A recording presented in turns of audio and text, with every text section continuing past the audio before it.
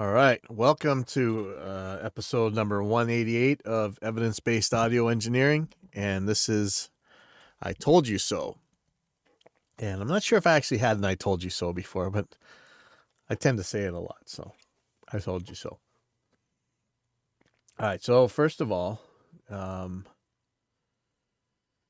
I said, I was going to try out Sonobus, and if you haven't checked this out, this is the it's a attempt to move audio around between different apps on your computer. People like to say that it's a much easier prospect to do on Mac. You don't need any special software. That's just not true. There's some ways around it, but it's not any more than you would be doing in the on Wasapi or whatever on a PC. I think it's a little bit more stable on the Mac, but you still need something like this. Hey, Doc Rock. All right, so this does gives you like a little server. You can connect to servers with other people, which is pretty cool. So yesterday we had a producer in New York and a client down here, and he was recording in the vocal booth, and we had to hear out in the control room. I needed to be able to send my talkback mic to the talent in the control room, and the producer in New York had to hear it, and I had to be able to hear the producer in New York over Zoom or Skype or whatever, and the talent in the booth had to be able to hear that producer. So this is kind of a tricky thing, right? And there's a way that I was able to do it with my RME Digiface. No, what is it called? Digiface USB, because it's got loopback routing and stuff. But this Sonobus is something kind of like Dante Via or Voice Meter. But one of the good things about this one is it does let you use it as a plugin. Here's it running as a plugin inside a Reaper, and I could make this show up on. I go to connect in this group control room here. So if I were to play this, and I'm gonna turn down this volume. I go here to Sonobus. So connect to group, and you can see that this thing's sending. And Senator Schatz knows, while investments of hundreds of millions of dollars. So this is sending into the Sonobus from a plugin inside Reaper, and this is really the way I mean to do things. Make it like a dummy sound card or whatever. There's several ways to do this, but this is pretty cool. I'm not super thrilled with the way this thing runs. It seems to be more for collaboration, but it is very interesting. And this may be, at least half of our shows mention the difficulty of moving audio from one place to another on the PC between your DAW and all your Zooms and OBS and whatever else. And this could easily be a solution for a lot of those problems. So if you want to check it out, go for it. It's free. Sonobus. Let me find sonobus.net. And what they call it, Sonobus is an easy-to-use application for streaming high-quality, low-latency, peer-to-peer audio between devices over the internet or a local network, or on the same computer. I mean, that's really where I want to talk about. But pretty neat. Give it a try. I'm going to be messing with it some more, so I'll have a lot more to say on it once I'm much more familiar with it. I'm not very good with it yet, and I think I'm going to be doing a lot more. I think I'm going to end up using this for some of the functions that I'm using loopback on the RME for, because it's just painful to give up a pair of inputs for loopback. That sucks, man. So anyway, let's go on to the next thing here. My audio is a little choppy. Okay, that's not good. All right, that could be because I just launched that Sonobus. Let's see what we're going to. Let me give us a check. Sorry about that.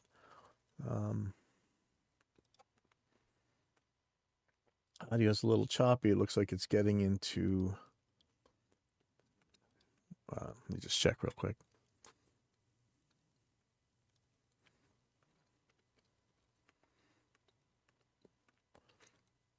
So I'm just in, and here it is. This is how we're doing it, looking into OBS. So I know that my monitoring device is 3132. So I'm going to have a listen to that and see what that sounds like in total mix here. So here's 3132 I'm looking at right here.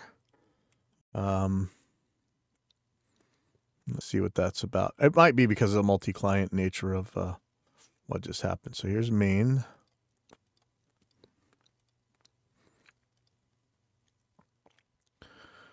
Okay, so I should be hearing. Why am I not hearing this? Check, check, check, check, check, check, check, check, check. Okay, so it's good here. So that must be OBS or restream. Great. I'm going to fire OBS back up real quick, and hopefully that.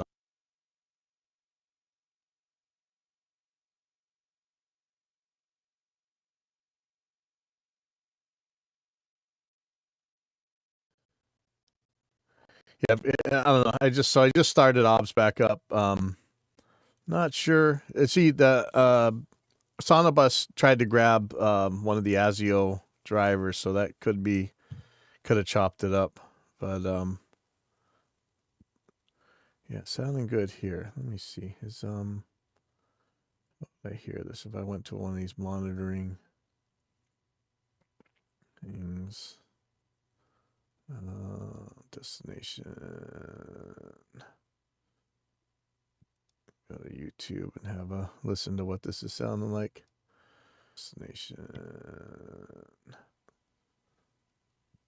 Go to YouTube and have a listen to what this is sounding like. I don't know. It's sounding good here. Shoot, I don't know. It's probably popping up Sonobus. Oh yeah, I'm always having trouble with OBS. And I don't know. Hopefully, people have told you don't. I'm not sure if the newest versions are good, but we had some really bad versions for a little while. So I went back a few versions, and I wouldn't update OBS until we're really sure. I'm on 27.2.4, and I remember the next one had some serious issues. A lot of plugins didn't work, things like that. So I'm back on this older version for now. Okay, so let me get back to the next thing here. Okay.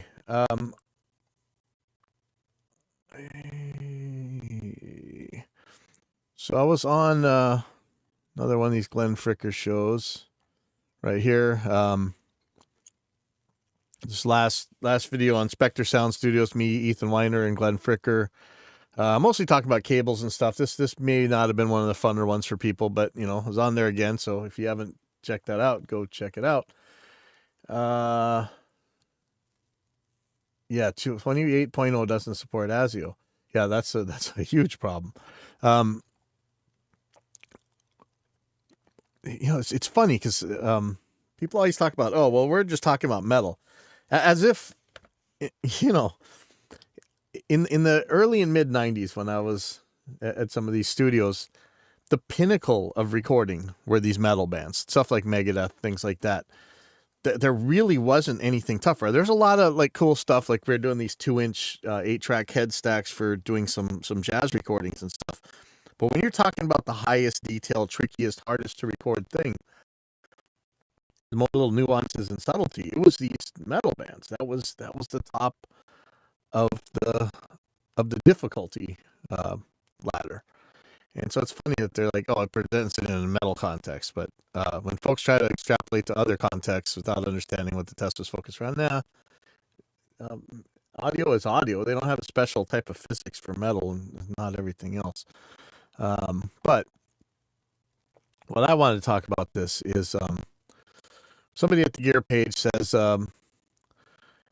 wood changes the sound, but in his context, buried in distortion, the difference is much less. And this is where we always get these, I don't know, the buried in distortion myth. Is that what it is? Like you could say it in any context. You used to say, oh, it's buried in such thick strings that the guitar doesn't make a difference, or he's hitting it so hard that the guitar doesn't make a difference, or they're playing such big chords that the guitar doesn't make a difference. I can give you two different. Okay, here you go. Take a distorted amp, seriously crazy distorted, whatever. Plug a single coil pickup into that and play it. Then go plug a humbucker into it and play it. I guarantee you're going to hear quite a difference in sound.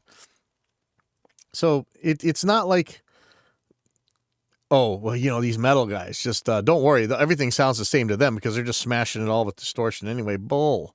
It's still, you're not changing the laws of physics here. So, but he says, wood changes the sound. And so I said, any evidence for this or even a plausible mechanism that could cause it? Because when we're talking about electric guitars, and I know you guys are sick to death of this because we go over this all the time, but wood changing the sound of your electric guitar, for the most part, is like saying that changing your car hood from aluminum or steel to fiberglass or wood or whatever would keep the alternator from working. That's, for the most part, your guitar is a motor. It's you're running a steel wire through a magnetic winding. That's your pickup. So you're basically, it's a generator. But you don't usually get evidence when you ask for evidence. But see, he's talking about a science lesson. Well, here you go. The best explanation I've seen is from a materials engineer. It's quoted below. The very short version is different types of wood dampen vibrations differently. I've seen it record to acoustics impedance by a separate source. Those frequency changes are reflected through electronics. Are they? Are they? And different types of wood dampen vibrations differently. So think about this. I'm sure you guys have had pieces of wood. Like lately, recently I went to make a manual machine for like learning manuals on a mountain bike. And you probably know wood prices are through the roof right now. And the only wood I could get was pond-dried pine. Not kiln-dried. So this stuff was insanely heavy, and it was still expensive. Are you going to try and tell me that a 50-pound 2x4, an 8-foot 2x4 that's like, let's just say 30 pounds, is going to have the exact same acoustic characteristics as a 2-pound 2x4 by 8? And which is going to be closer? A dry piece of maple and a dry piece of pine that both weigh about 2 pounds or whatever? Or is super heavy, wet, dense maple going to sound the same as super light, dry maple? I don't, even if the wood affects the guitar by a lot, it's not going to be species of wood. It's going to be about density. I mean, look at dendrochronology, man, like with tree ring dating, right? You have different densities of wood. If the mechanism is that the wood, because wood does have a sound, but I'm not convinced it gets to your pickups. But anyway, so he says, or you can just use your ears if you're a trained critical listener. Now, usually when these guys just say use your ears, they couldn't pick out jack diddly on an ABX test. It's usually just meant as an insult, and that idea that if you can't hear it, then you just don't know what you're doing anyway. So he sent a picture of two different frequencies analyzers. One was a maple and one was a rosewood fretboard. And apparently everything else is exactly the same. There's so little difference here. And I know you guys can see that there's so many other things that could have been the difference. But even if these were different, they're really not different in any appreciable way. But more than that, you've got one example of maple and one example of rosewood. Give me 100 examples of maple and 100 examples of rosewood, and let's see a trend there. Maybe we can talk about it. But This is one of those cases where the plural of anecdote is anecdotes, not evidence. Evidence is a different thing. So, there are, what I like about this is there's kind of a plausible mechanism here. He's saying, wood is a polymeric composite material with a frequency-dependent viscoelastic response to vibration. Different wood species possess more or less similar acoustic characteristics with the type and growing range. I think that sentence itself probably needs to be parsed out a lot.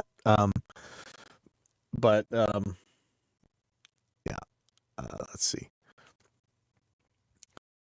Express imaginary term complex vector alpha. In layman's term, the vibrational energy is dissipated as heat during viscous staining or loss. Every polymeric material has an elastic list and lodulus. This kind of sounds like jargonization, but even if it's not, for real instruments, there's not only viscoelastic damping, but also acoustic dissipation to the surrounding air. Typically, solid body instruments lack sufficient surface area to dissipate large amount of energy to the air, and they generally sustain longer as a result. However, the viscoelastic materials impart a characteristic timbre by selectively dampening frequencies across the vibrational spectrum. Okay, that's two claims there. One claim is that they selectively dampen frequencies across the vibrational spectrum. I have no problem with that. That is a function of damping, right? Whether or not that makes it to a pickup, I doubt. So it's the claim is that if the body is damping the string, that could actually kind of do it. That could make a difference in the sound. But how many Jim Little videos have we watched where he just, you put a pickup on one table and a neck and tuners on the other table, and you run strings across them, and there's no wood involved whatsoever, and it still sounds exactly like an electric guitar. So I think you guys are still full of crap with this wood things. There's wood matters, electronics matter. So I say again, I see a lot of claims and thankfully some proposed mechanisms, but no real evidence that these things sound different. And that's the thing. Nobody's ever given an ABX test where these things really sound all that different. I mean, we've seen the Paul Reed Smith video where he takes the wooden xylophones and says, sounds different. But where is it?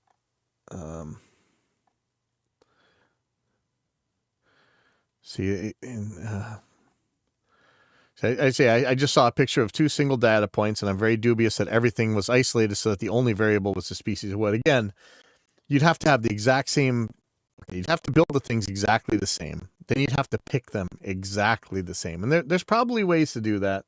But again, you don't want to use single data points for anything. You want to do pretty long statistical significance for this stuff. And of course, why don't you do some testing yourself? Kind of like, hey, your friend has cancer. Why didn't you try P therapy? How about present the evidence first before you get everybody on a wild goose chase? Buy a Squire P based and 3 maple board necks, 3 rosewood, and you'll see the measurement results follow the wood species. I don't think so. I say, I've seen many large scale tests showing the wood not only does nothing, but most likely could do nothing. And, again, so there is a research paper that shows, and let's see. Again, here we have this. I'm sure Glenn would remind folks that his testing is done in the context of metal, where the overdrive is going to completely blow up the harmonic relationships. It is, but different stuff still sounds different. Don't tell me that 2 different pickups don't sound different, even with all that distortion. Just goes to show that just because a bunch of folks on the web can't hear a difference between tone woods and a metal mix doesn't mean that there is no difference audible in a different context. Sorry, because every time somebody makes a guitar out of cardboard or air, they can't tell the difference between that and a wood guitar. So it doesn't matter if it's metal or not. And again, here comes shifting the goalposts. You say, show me the evidence. I present you a research paper. Seems like you're incapable of accepting an answer you don't want to hear. No, I want evidence. Anecdotes aren't evidence. And I'm trying to find the peer review for this paper, but I'm looking at, if you really want to look, here's a paper that was presented, and supposedly there's some peer review. I think there's only been one site, but it was received on 2020 and accepted and published in 2021, I think. It's called "On the Audibility of Electric Guitar Tone Wood," and they show like these blocks of wood that they stick pickups in. I like this experiment. My problem is that again, these are single data points, and they're not really different in any way, shape, or form. I think that they're claiming that people could hear this. The collected data showed that on average, 91% of participants were able to correctly distinguish between the reference and comparison sound. This was vastly above the commonly used threshold of 75%, which has been shown. I'm not exactly sure how they did this, but they're saying that people could tell which guitar was which wood was which I find surprising. I got to really dig into this study and have a look at how this was, because again, this is only one of each type of wood. I don't think that we're going to have, I don't think species of wood's going to matter at all. I'm sorry, but I've seen way too, just like I said, take a pond dried pine wood and a kiln dried pine wood, and look, those things sound totally different than each other. So if they were different in sound, it's not going to be species as much as density and some of the other factors. But anyways, there was a little bit of talk on this thing. Let me get back up here. I think that given the lack of sufficient sample size for each wood species, this study proves that there are measurable and audible differences between different pieces of wood. That's interesting. I still don't know that I would go that far, but that's interesting if it's true. Yeah, American and Canadian maple, right? I think if they had used the same instrument setup and made multiple types of each type of wood, it would be more convincing. I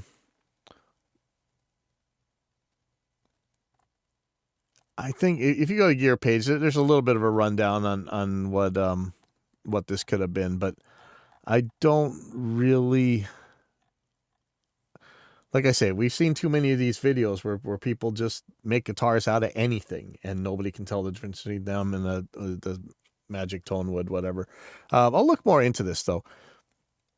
So one of the other things I wanted to see was Tonex. Now, Amplitude IK Multimedia has this thing called Tonex now that you can go try for free right now. It's a I guess it's like the Kemper. It's like a profile player. And I tried it out. I don't know, it sounds like real amps to me, but so do so many of these modeling things and stuff. So profiling, capturing, whatever. And, we've gotten a little bit of a back and forth with Line 6 about how they don't want to do profiling or whatever. But like we say, I've had a lot of trouble getting certain sounds out of the Helix that I can get in most other amp software. And I would really like it if I could do some profiling or capturing or whatever inside the Line 6 stuff and see if we can't get it close. And that's what Tonex is supposed to do. And unfortunately, the capture seems to be done by a piece of hardware. Let me see if I can find it. See if I go to capture.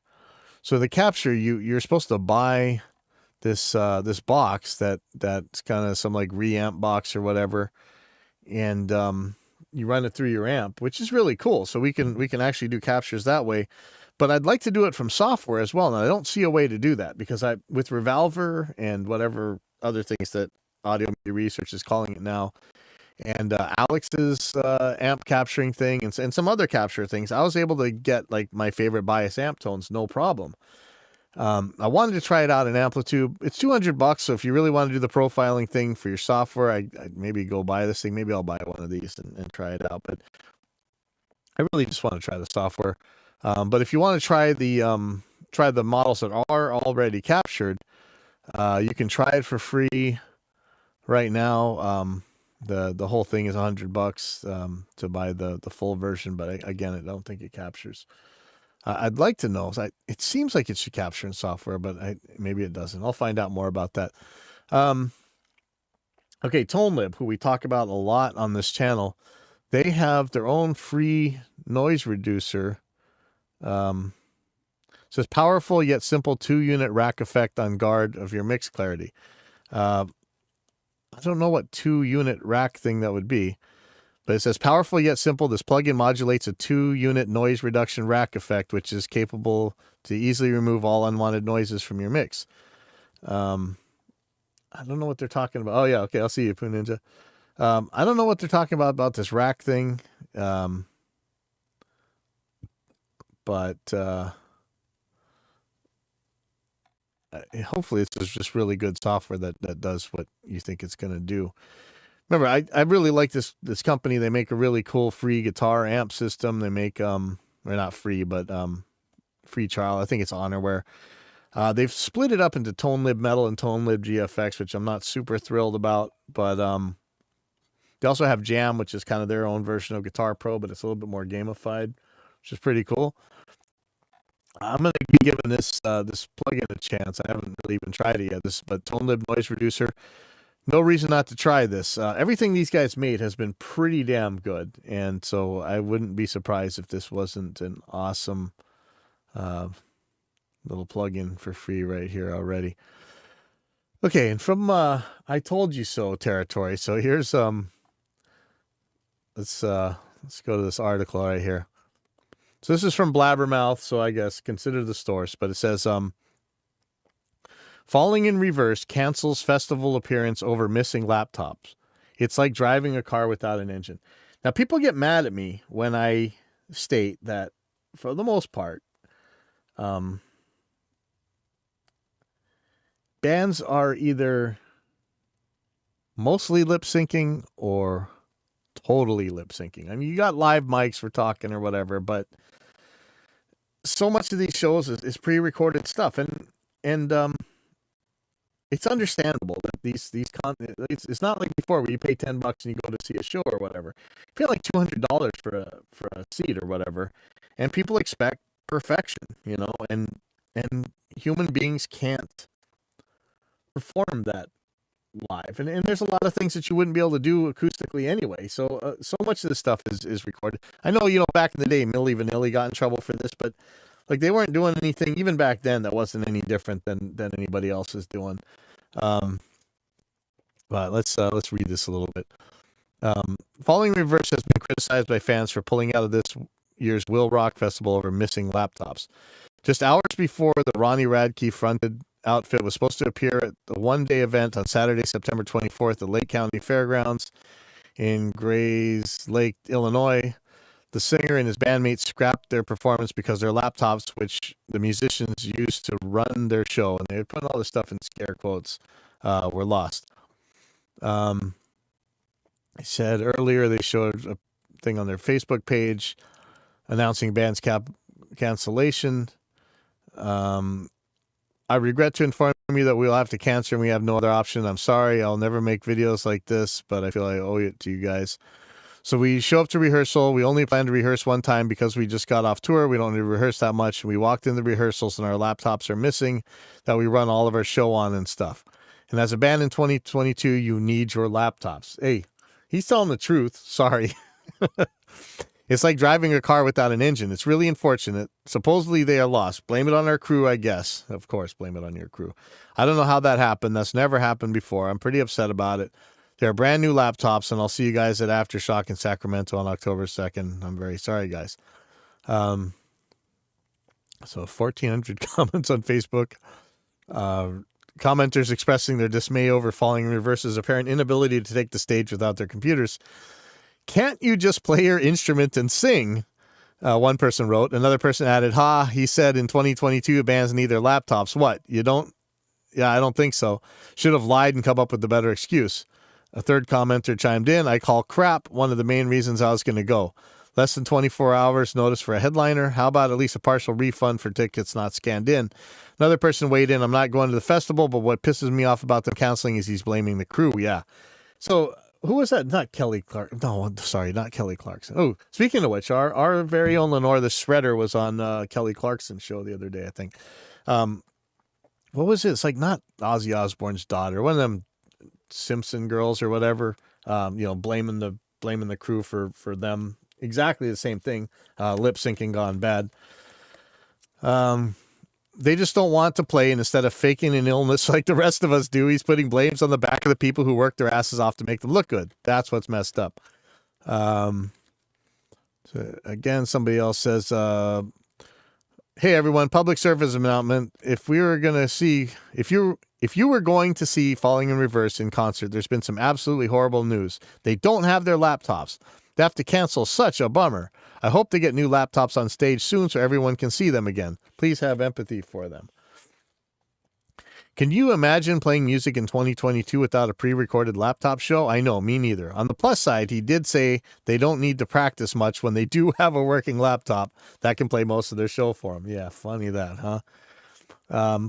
Please support this band. They really outwork everyone else and mix that with true talent. Nothing can stop their success except maybe Wi-Fi issues. I hope they can get a new MacBook soon so they can exist again. Yeah, don't blame your roadies. They can make your life way, way worse. Yeah, not just that. Yeah, okay. So this is like you idiots that go to McDonald's and start insulting the drive-thru worker before you even get your food.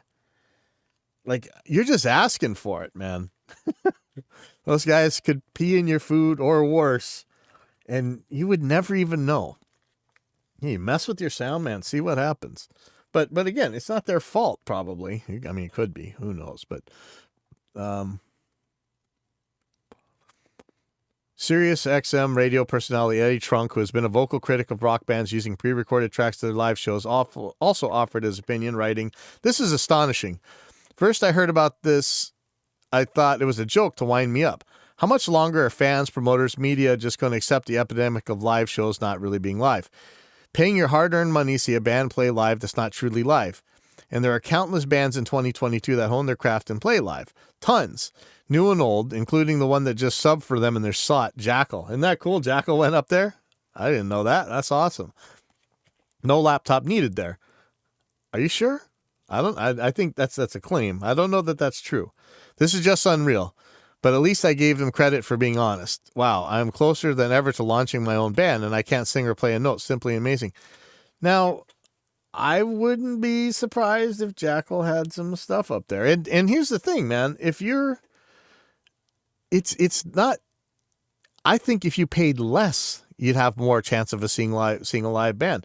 They're paying so much money that they expect absolute Super Bowl halftime show perfection. And if any of you idiots think any of that Super Bowl halftime stuff is live, man, I have some cone wood to tell you, and some $200 IEC cables. So we're seeing Ozzy doesn't like playing with tracks, so he hires a second vocalist to double his vocals. Doesn't everybody already know this, though? I didn't, but let's see. 2 years ago, Hailstorm frontwoman Lizzie Hale spoke offstage with DWP about her band's insistence on performing completely live without the aid of backing tracks.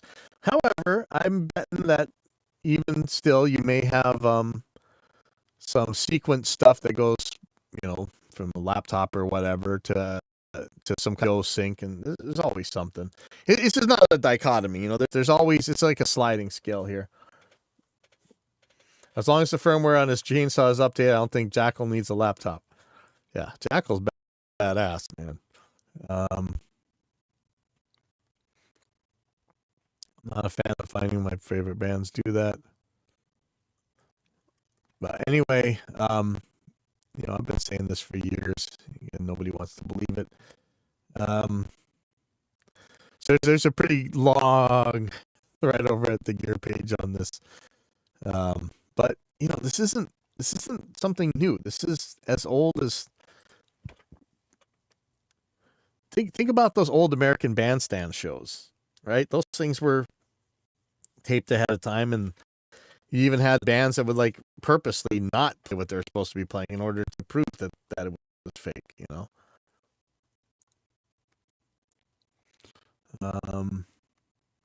Anyone here prefer live with the quick track? I think I would panic as well if our laptop got lost. And that's what I'm talking about a sliding scale here. A lot of people might have some kind of click playing in the background that cues for like sound effects and things like that. So I don't know. But one thing I really wanted to show this week, and we were just talking about Jim Lill, and Jim Lill is the guy that does the thing he was really famous for was, and we've talked about this before. Where does the tone come from in the speaker cabinet? He makes all different size speaker cabinets and stuff, but the real one here is when he makes this guitar, which is 2 tables. One table's got a bridge and a pickup on it, like a telly bridge with the pickup. And the other table's got a headstock with some tuners on it and a nut. And he's got strings right across there. There's no guitar. It's just, there's no wood. There's just air for where the neck and the body would be. And it sounds like a guitar. And I think if you ABX tested it, nobody would be able to tell the difference. Anyway, that's not what this one's about. Today, we're going to talk about where does the tone come from in an electric guitar amplifier. And here's where things get kind of crazy. I expected some different things. Now, look, common wisdom is, and we all know this, right? No, I'm going to put no in quotes. Transistor distortion makes square waves and makes odd harmonics, right? Preamps make really rounded distortion waves and even harmonics. And power amp tubes make more rounded distortion with odd harmonics, I think. Is that the wisdom or whatever? But anyway, he wants to take an amp, and we're going to play bits of this. Hopefully I don't get DMCA'd, but let's just start playing this. And I'm interested in learning where guitar tone comes from. So this year I've done videos on the electric guitar, sustain, strings, scale length, and speaker cabinets, which led to me figuring out which guitar cab was used on my favorite music. And now I want to figure out where the tone comes from in a guitar amplifier. Right. So he wants to know what a guitar has, and his methodology is always pretty good. Usually he makes like a loop and then he plays it through different things. So first thing is bias type, right? So let's talk about bias. First one I tested was bias type. The bias has something to do with how the power tubes are set up. Companies market their amps as fixed bias or cathode bias, and people on the internet describe the sound of fixed bias as stiff and crisp, and cathode bias as sweet and juicy. Now, I'm just a performer, I don't know anything about circuits, but my guitar amp happens to have a switch on the back that lets me pick the bias type while keeping everything else about the amp the same. So I played some stuff into a looper, played it back through the amp on fixed bias mode, then on cathode bias mode. How different do you think they sound?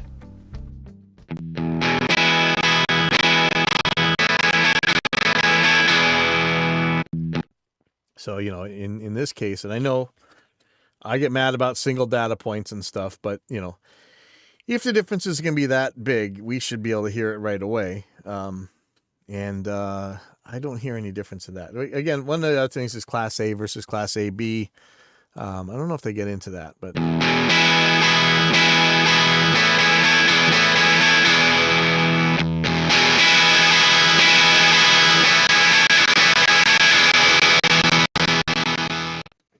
What would be a good time to get a hold of me?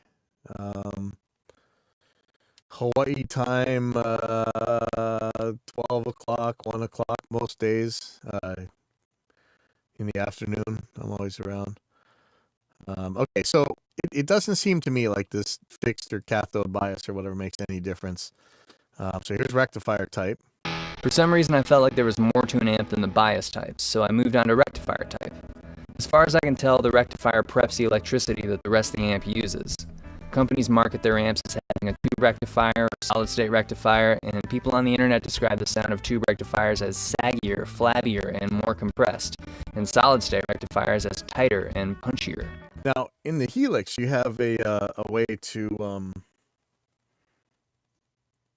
change the sag of an amp, and it makes a pretty big difference. Like, it's kind of like a compression thing. It's like a real slow attack and a super slow release as you turn the sag up on most of the amp models. And, oh shit, hold on, sorry, one second.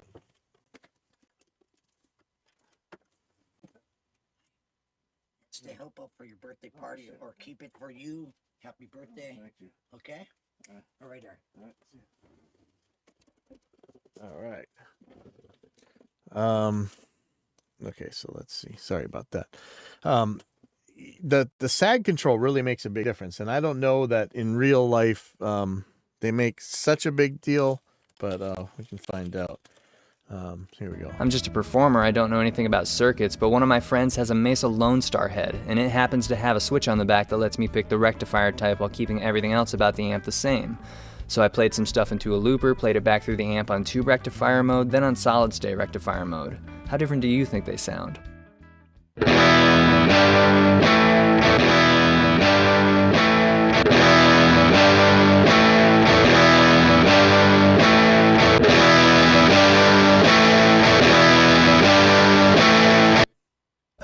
See, to me, they don't really sound any different, but I have a feeling that this is one of those things where you could get a pretty good sound either way, but you may not like playing one very much compared to the other. Saggier, more compressed stuff might feel easier to play. I know for me, if it's a little bit too clean, it's hard for me to get my harmonics and things like that. I'm actually been playing guitar really badly lately. It drives me nuts, actually.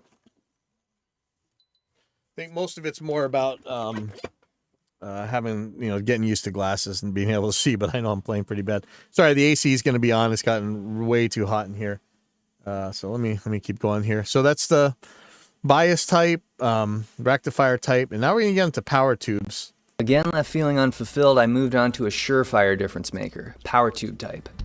This one's big because when asked, what kind of amp is that, I've found that people will usually answer with the type of power tubes it has. Companies market their amps as having 6v6 power tubes or EL84 power tubes. And I want to talk about this. Remember all those claims where, hey, if it's metal, you can't tell the difference anyway, so who cares? We're not talking about metal here. This is like a country dude. So here we go. Tubes, and people on the internet describe the sound of EL84s as mid-rangey and bright, and 66s as classy and dark. I'm just a performer, I don't know anything about circuits, but I got my hands on this Egnator Rebel 30 for a day, and this amp happens to have a knob on the front that lets me pick the power tube type while keeping everything else about the amp the same. So I played some stuff into a looper, played it back through the amp on EL84 mode, then on 6v6 mode. How different do you think they sound?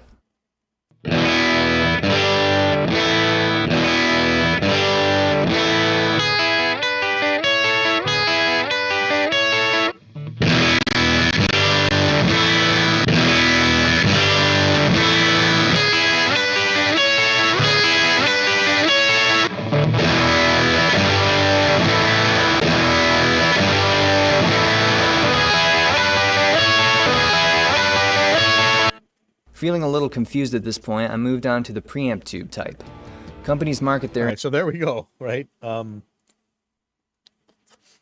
don't know how different those sounded. I remember that I always wanted amps with 6550s, like the Metaltronics and stuff, because allegedly it had tighter bass, so it wouldn't flub out as much on palm mutes and things, but I was never able to directly compare those, so I don't know.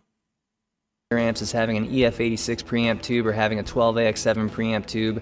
But preamp tubes, really, this is where we're really going to have the difference, right? I mean, this is, never mind the different types of preamp tubes, but even different brands of the same type of preamp tube, people always say are so different than each other. So let's see. And people on the internet describe the sound of 12AX7s as harsh and fizzy, and EF86s as robust and dynamic.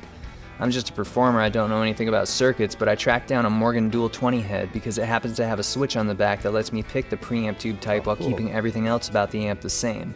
So I played some stuff into a looper, played it back through the amp on EF86 mode, then on 12AX7 mode. How different do you think they sound?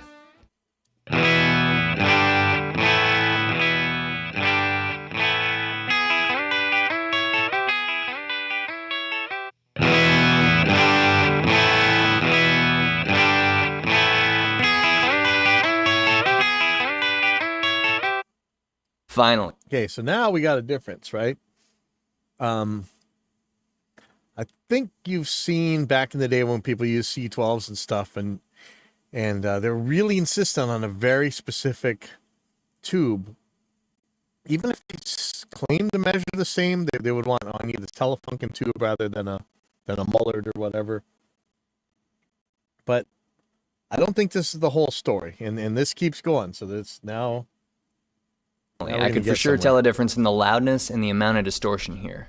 But wait, after just a little bit of reading, I found out that these tubes don't amplify the signal the same amount. And here we go. We actually have a difference. Unlike most things that guitar players obsess about, where you have things with identical specs, allegedly identical specs, but still alleged to sound different than each other. These are dissimilar devices with different specs. And luckily, I really like this guy's channel because he's always digging to try and figure out what's going on. So he's looked and found that they have a very different amount of gain, right? So what are you going to do now? Make up for that gain, and let's see what happens. As each other. So what if that's all that's happening? What if it just takes the 12AX7 a little longer on the volume knob to get to the same tone? What if a better test would be to compare the higher gain tube at a lower spot on the volume to the lower gain tube at a higher spot on the volume knob? How different would that sound?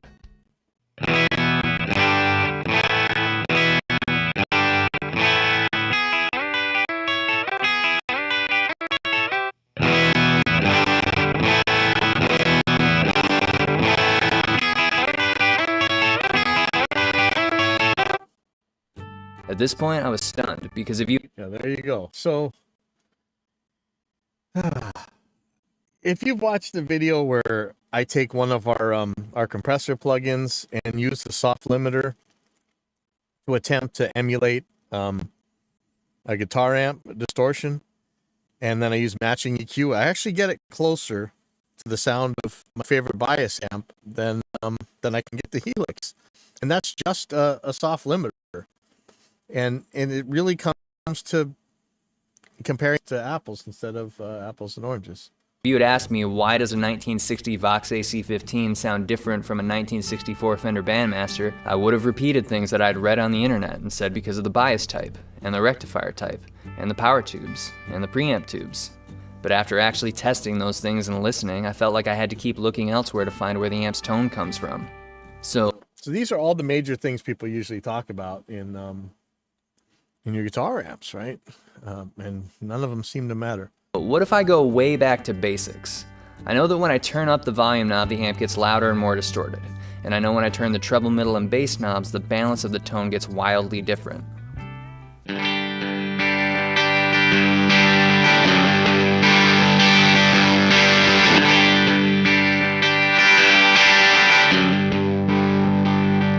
After cruising around the internet trying to figure out what's going on here, I stumbled on this tone stack calculator. The tone stack is the circuit behind the treble, middle, and bass knobs on an amp, and I'm just a performer, I don't know anything about circuits, but sliding these knob positions around showed me that not all amps' treble, middle, and bass knobs do the same thing. In fact, it was really hard to match one amp's curve to another's. Maybe this could be part of why different amps sound different. So I came up with an idea. I'm friends with Zach Childs from the Ask Zach YouTube channel, and he has these three really cool vintage amps: a 50s tweed Fender, a 60s black Fender, and a 60s British Vox. And think about that. Those are three iconic amps that are so different that people have entire religions built upon them, right? People on the internet describe the sound of 50s tweed Fenders as edgy, hairy, and touch-sensitive. All these weasel words are nonsense terms, but, you know. 60s black Fenders as sparkly, clean, and clear, and 60s British Voxes as chiny, jangly, and mid-rangey. So I put all the knobs at noon and had Zach play some stuff into a looper, then sent that loop through all three amps with all knobs at noon.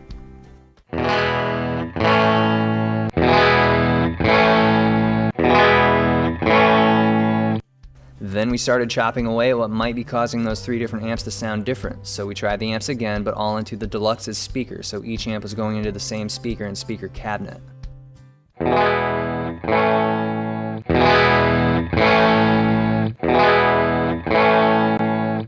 That worked well enough, so I brought in a separate cab to make things easier, and now I wanted to eliminate the tone stack from each amp and see how different they sound from each other after that.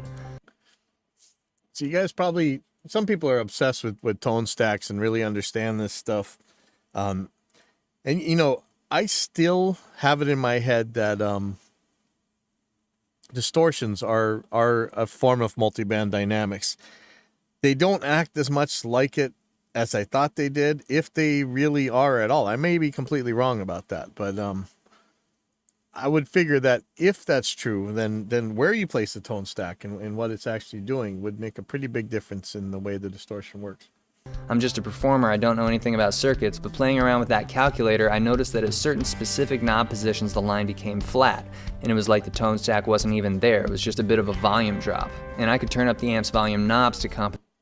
So again, when you're doing proper tests, when you're really trying to do these kind of experiments and find out what's doing what, it's critical to be able to compare apples to apples. And you know, he's trying to eliminate the tone stack here. Really, probably be better to take it out of the circuit, but it should be pretty good. Compensate for that. With all three tone stacks on all three amps set to achieve a flat line, how different would they sound I from... wonder what software that is. Well, hold on. What With all three tone stacks on all three amps set to achieve a flat line... GuitarScience.net has these schematics up here. We should go check that out one of these days. How different would they sound from each other now?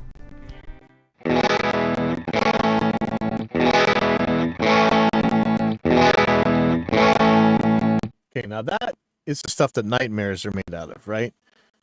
They might still sound a bit different, but not really. It's pretty damn close. Once that tone stack is kind of nulled out there. Like, holy crap, man. I would never think of a Vox is going to sound the same as a Blackface, but there you go.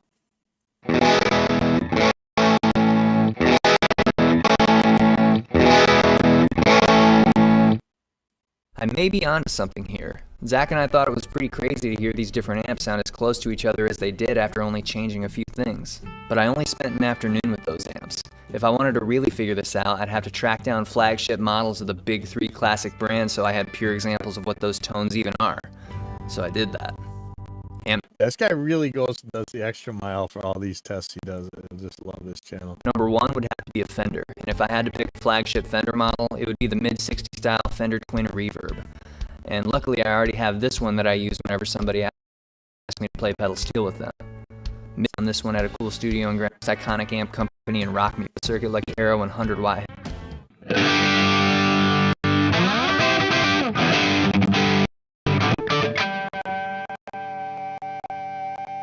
I already had evidence that EQ matters and the amp's distortion matters, so I thought it'd be a good idea to see if it matters which order those two things happen.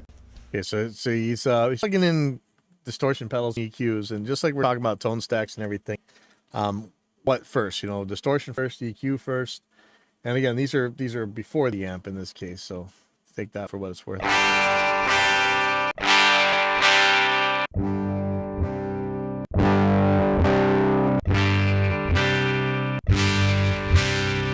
Cool, so that means I need to find out where distortion happens in the amps and where EQ happens in the amps. So this seems to show that it makes a big difference which one you put first. And again, I think that, in my case, I really think that has to do with the idea that distortion really is a multi-band process, like a multi-band dynamics. Amps. I found out that people who know what they're doing use computers to figure that kind of stuff out, and another guy already did that for a Marshall amp, so I got lucky there. Then I got a hold of a Windows laptop and tried doing the same thing with a Fender that someone else drew up and I simply downloaded and analyzed. And I couldn't find anything for a Vox, so I just did real-life sweep tests with the real-life AC30 in my house. For distortion, I was able to use the computer to figure out the Fender, but for the other two I had to get a real-life scope and use it on the real-life Vox and Marshall. So putting all that together the best I can, here's how I think the amps might be laid out when it comes.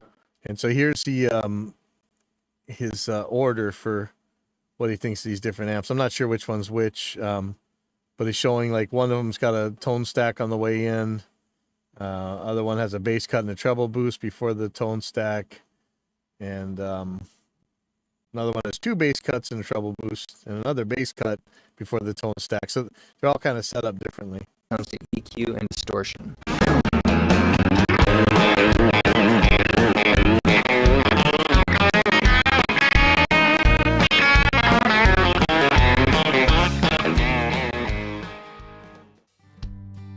With that mystery cleared up a bit, I needed to figure out what the different types of distortion sounded. Okay, now here's where it really kills you, and I kills me anyway. So I talked about this at the very beginning. Transistors sound one way, solid state distortion. It sounds one way, right? For the most part, FETs may sound different than junction transistors or NPNs or PNPs or whatever.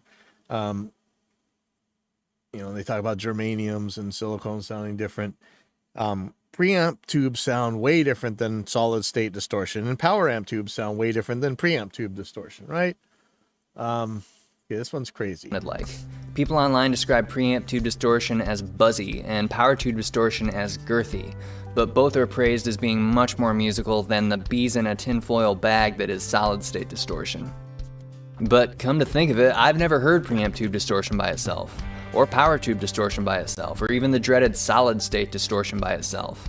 I've played through a lot of amps and pedals, but it always seems to be a big chain that's a mix of different types of EQs and distortions. So he's going to try and get different distortion types by himself. So I tested all the gear I had and found out that the Vox normal channel preamp with the brilliant switch off is preamp tube distortion with no EQ. The Vox power section with the cut knob down is power tube distortion with no EQ. And with the treble and bass knobs at noon, the RC booster is solid state distortion with no EQ.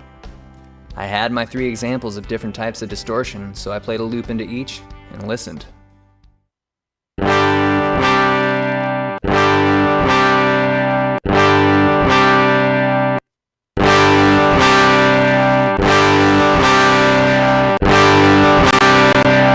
And see, that time he played this stuff blind, I couldn't tell you which one's transistor, which one's power tube, and which one's preamp tube at all.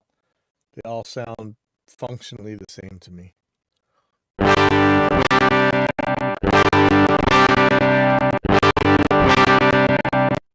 Oh, I may have an audio issues again. Shoot, let me see what's going on here. Let me check.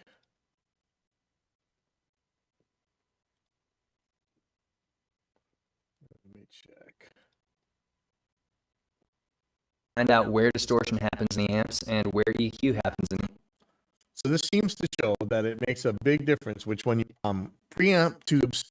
You know, I'm hearing a little bit of echo, but I'm not hearing any audio issues. Shoot. Okay. Weird.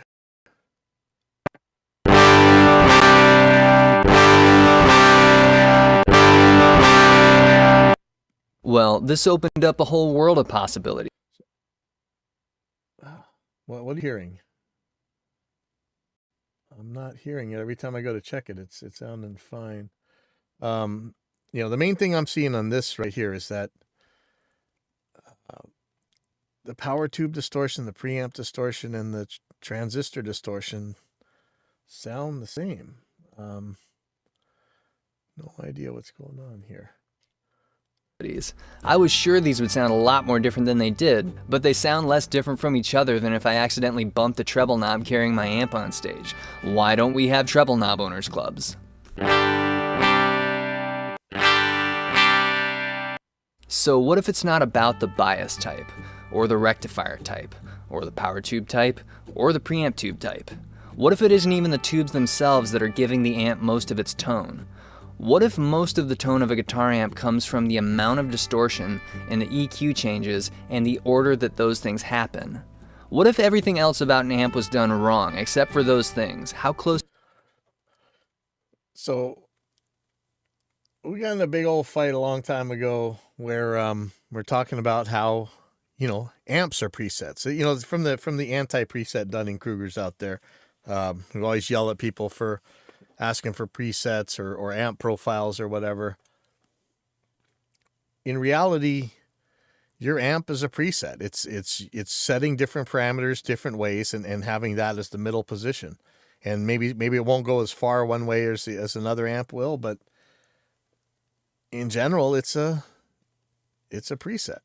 And so let's get to what he talks about. What does all this mean? In fact, let me. How close could that sound? This is the tackle box. It was made by Shakespeare Fine Fishing Tackle in Kalamazoo, USA.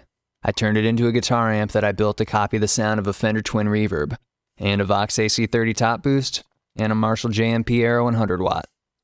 But remember, I'm just a performer. I don't know anything about circuits. So this entire amp is made out of guitar pedals and breadboards. All I did was copy the EQ changes from each of the 3 real deal amps and where they happen relative to the distortion. Instead of tubes, I have 2 RC boosters to cover distortion early in the amp and late in the amp, and 2 Seymour Duncan pickup boosters to add flat clean level, plus a flat clean solid state power amp to drive the speakers. And the tackle box is sponsored by my PayPal email address. If this video ends up saving, so see, he's going to show that, you know, you can pretty much get the same thing from parts here. And then in conclusion, he's saying, you know, yeah, I'll just play it for you. So what does all this mean? Jim, are you saying that we should all sell our tube amps and switch to using old tackle boxes full of breadboards and guitar pedals? No, I'm not saying that. I'm not saying anything, because it doesn't matter what I have to say about how something sounds. Have you ever heard the phrase, writing about music is like dancing about architecture? People have been saying things for years. What I did was show you sounds for you to listen to, and you can decide for yourself how different or how similar you thought 2 things sounded and where to focus your efforts. That's why I'm so excited about all these tested videos I've done this year and why I don't read forum threads or watch guitar videos that talk about tone anymore. What if it means that things matter as much as you heard them matter in the head-to-head comparisons of things that most, if... So anyway, I think the takeaway from this is most of what you think you know about amplifiers is just completely wrong. Especially the part that really kills me was the power tube versus preamp tube distortion and versus transistor distortion. I've known for years that you can get extremely close to any kind of distortion with a transistor, especially with software, but I didn't expect that when you're changing, when you're accounting for all the other variables, that they would sound so much alike. So I guess that's it for me this week. I was just kind of blown away by that video. I'm going to test out Sonobus some more and see just how useful it can be, because like I say, I would love to get back my channels from my RME, the loopback channels and stuff. So we're going to see how that works. I'm going to see if there's a reason I'm cutting in and out, aside from just in general across the world, how internet speeds have gotten slower drastically lately as the chip shortage worsens. I know I'm having a lot of problems with that, but if you're on Oahu, Friday night is my birthday party down at the school, so come on by. Hopefully not going to rain too much, and hopefully we'll have some pop-up tents in case it does. So I'll see you guys